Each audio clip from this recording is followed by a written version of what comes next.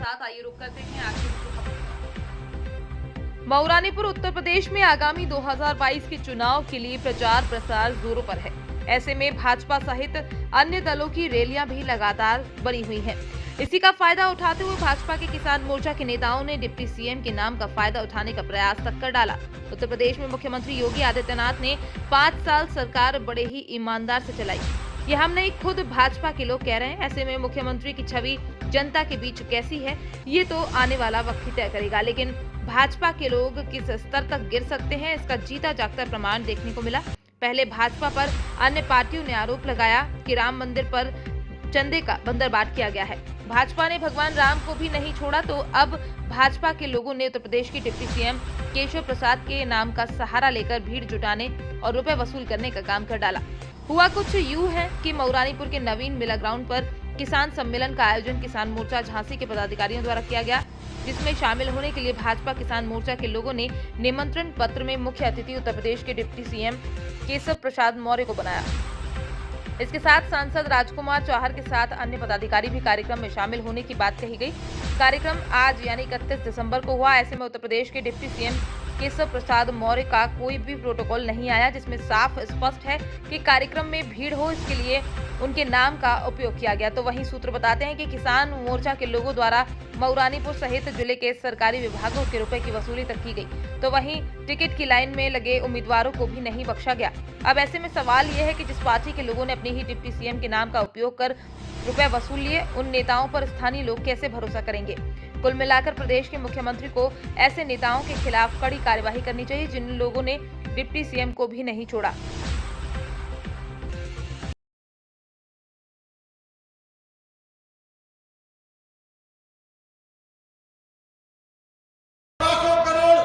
जनता की तरफ से उस शख्सियत को धन्यवाद हम देना चाहते हैं जिन्होंने किसान के दर्द को समझा।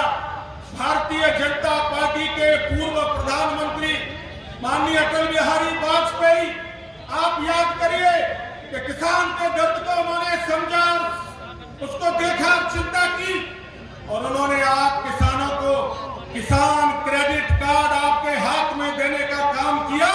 तो अटल बिहारी वाजपेयी जी ने किया, भारतीय जनता पार्टी की सरकार ने साथियों किया।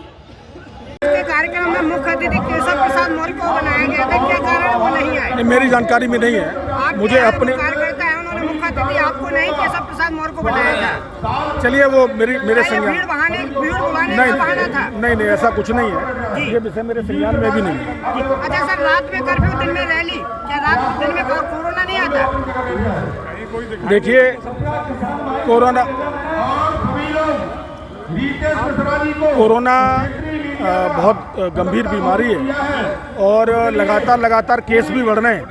तो मैं सभी से प्रार्थना भी करना चाहता हूं कि हम लोगों को सावधानी बरतनी पड़ेगी कि एक महामारी दोबारा से न फैले। जिस तरीके से नाइट कर्फ्यू जारी है और दिन में रैलियां हो रही हैं, क्या आपको नहीं लगता कि संक्रमण फिर से फैलेगा? मुझे लगता है कि सरकार इसके लिए बड़े प्रभावी कदम उठा रही है। लगातार बैठकें चल रही हैं। देश के प्रधानमंत्री माननीय नरेंद्र मोदी जी भी इसको लेके गंभीर हैं और योगी जी भी बहुत गंभीर हैं। क्या आपको लगता है कि क्या नाम है आपका? पुष्पेंद्र पाठक। आज जो भारतीय जनता पार्टी का कार्यक्रम है किसान मोर्चा का जी, इसमें डिप्टी सीएम केशव प्रसाद मौर्य को मुख्य अतिथि है जी, तो क्या आपका क्या कहना है इस पे? देखिए, जब हमें जानकारी मिली है तो हम किसानों को लेकर के माननीय केशव प्रसाद मौर्य जी से मिलने के लिए आए थे। लेकिन यहाँ पे जब देखा है कि ये खबर ही इनकी फर्जी है, तो कुछ लोगों ने कहा कि भाई साहब क्या ऐसा भी हो सकता है। तो हमने कहा बिल्कुल, बीजेपी के शासन में कुछ भी हो सकता है।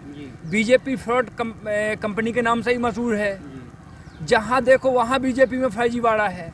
चाहे प्रधानमंत्री बीमा योजना का घोटाला हो, चाहे पशुओं के नाम पर धन उगाही हो, चाहे फर्जी कन्याधन के कन्याओं की शादी के विषय में हो।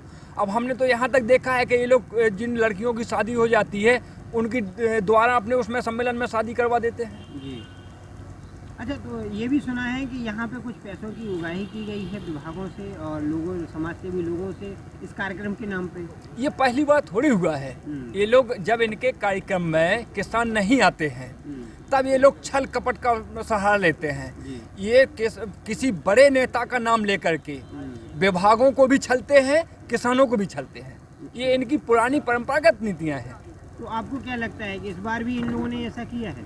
ये इस बार नहीं, इनका अधिकांश ऐसा ही चलता है। इनके मैंने देखा है, अभी इन्होंने घोषणा में किसान सम्मेलन कराया था जहाँ पे किसान नहीं उपस्थित हुए। इनके कार्यक्रमों से किसान नदारत रहते हैं और किसानों को इकट्ठा करने के ये लोग बड़े नेताओं का नाम, लीडर का नाम आगे लेकर के और इस तरह की हरकतें करते हैं जो बिल्कुल निंदनीय है। अब देखिए, इस समय मौसम खराब है, किसान परेशान है, अपनी किसान खेतों पर फसलें छोड़ करके माननीय केशव प्रसाद मौर्य जी को ज्ञापन देने के लिए हम लोग आए थे। लेकिन आज यहाँ पे स्थिति ये है कि हम नहीं जानते थे कि ये लोग इतना भी झूठ बोल सकते हैं। अब दुर्भाग्य यह है कि इनके खिलाफ कोई बोल भी नहीं सकता है, खास तौर पे किसान। मंदसौर में बोले थे, इनकी सरकार ने गोलियां चलवाई थी। अभी दिल्ली में आपने देखा ही है कि 700 किसानों ने शहादत दी है। उत्तर प्रदेश का आप देख ही रहे हैं कि गाड़ियां चढ़वा देते हैं। कहाँ बोल सकता है कोई? यदि जीना है तो चुप रहना पड़ेगा। जब तक ईवीएम, जब तक नरेंद्र मोदी, योगी जी जिंदाबाद। आज की खबरों में फिलहाल इतना ही। बने रहिए चैलेंज न्यूज़ 24 के साथ। नमस्कार।